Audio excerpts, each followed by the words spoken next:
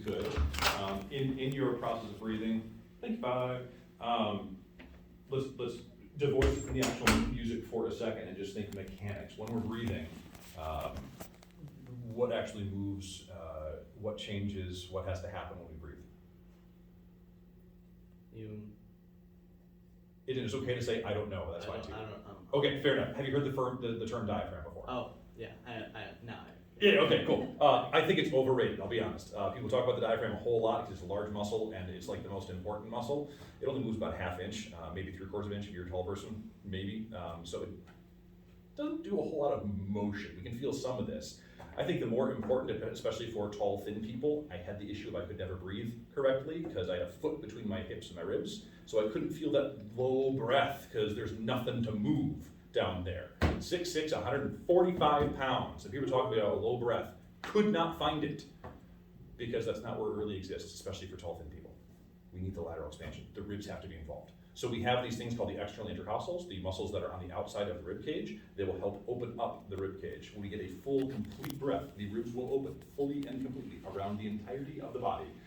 Focus on that. Think lateral expansion. How wide can we get? And you will find you will get a lower released breath as well. So a little practice time here. You've ever seen those gym bros who walk around, they're always doing the lat spreads, they're like, look how wide I am. I want you to become a gym bro for a quick moment. How wide can you be and breathe with a wide rib?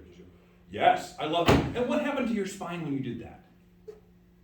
Yeah, suddenly we were standing up, we're straight and tall. We didn't have to worry about where are the shoulders and where are the shoulder blades, and suddenly the head was right on top of the shoulders. That alignment just went shook into the right place. We want that width. Give me that big wide width again. Breathing low again, there we go, and I'll let the hands just kind of fall. And the shoulders will just sit, yeah, dude, that's awesome, okay? When we talk about the noble breath or the proud breath, that's what we're looking for. With that in mind, let's go back to Scarborough Fair real quick.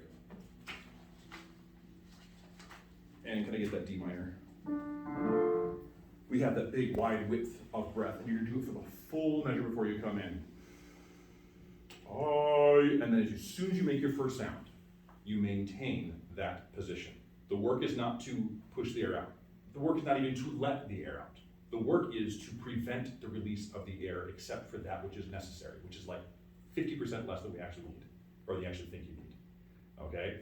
Wide, breathe for a measure, release only what's necessary, and resist the collapse of the rib cage. Keep the width all the way through. And we give them, let's say, 3 measures or something. Okay, I'll give you 2, 3, go. Are you going? And I'm being mean here, because what we had was, and we had a collapse immediately. Yeah. Don't let the collapse happen. Do it again. I'll just give you 2. Ready? 1, go. Are you going to Scarborough Fair? Good, already better, but the whole time, we were collapsing slowly now. The idea here is, keep the width as we breathe, even before we breathe, I find helpful.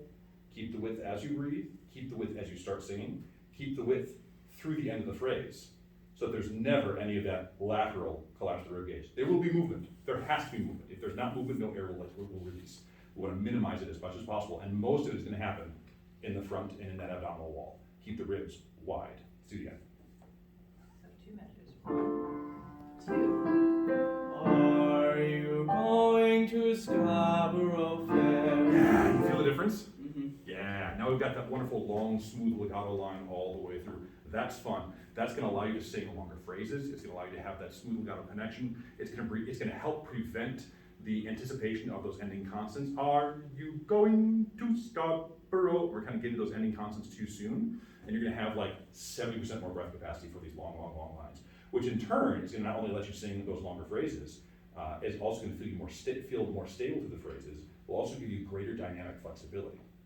All those fun things. Cool. Having said all that, I want to do that one. I want to move the other one again, if and I can, down by the Sally Garden, because what do you know? Long phrases. Yeah.